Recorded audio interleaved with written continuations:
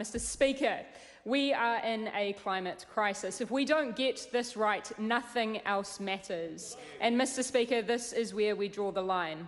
Aotearoa New Zealand is a Pacific nation. We are in the top 10 nations for pollution per capita. Our diplomats and our negotiators are seen as amongst the best in the world. We are responsible and we must be responsible.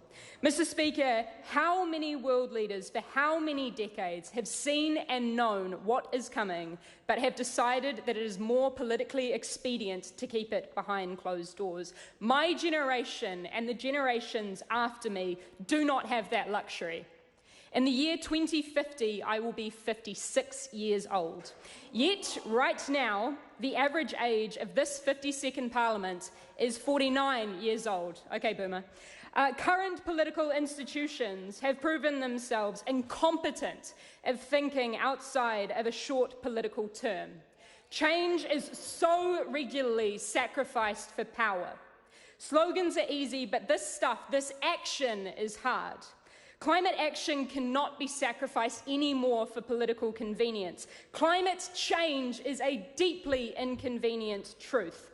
And Mr. Speaker, if climate action is indeed our nuclear-free moment, it should be and it must be transformational. This climate change response zero carbon amendment bill is our starting line.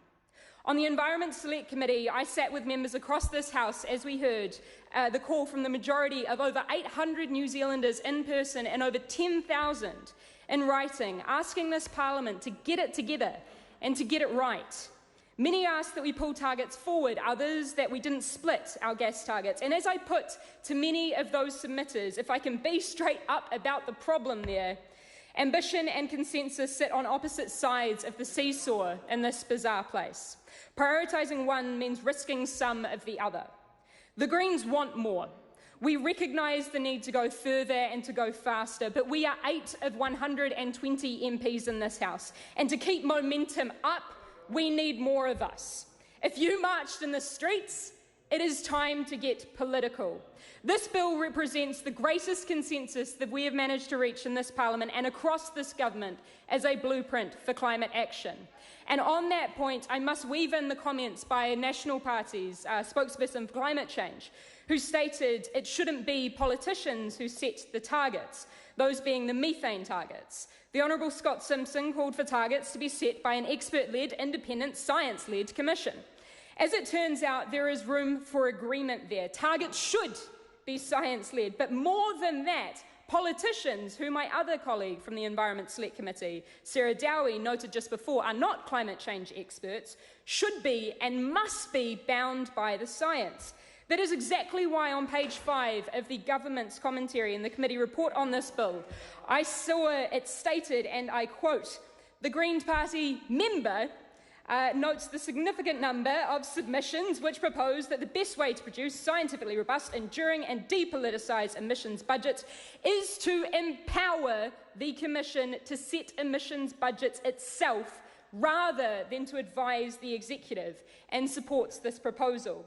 The only reason that we would keep the Commission advisory only is because there is an option to ignore that advice.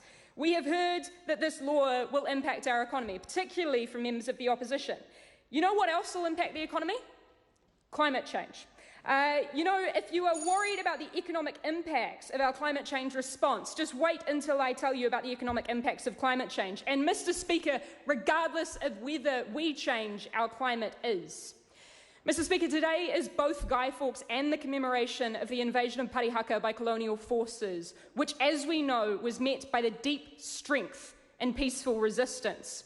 Well, Mr. Speaker, we're not quite blowing up Parliament today, but I am reminded of the Pacific Climate Warriors chant at the front of the school strike for climate only a few weeks ago. We are not drowning, we are fighting. I want to bring into focus a line that has been ringing in my head while we've been considering this legislation from the submitter, Kelly O'Neill, who said, "We are far too late for this to be easy."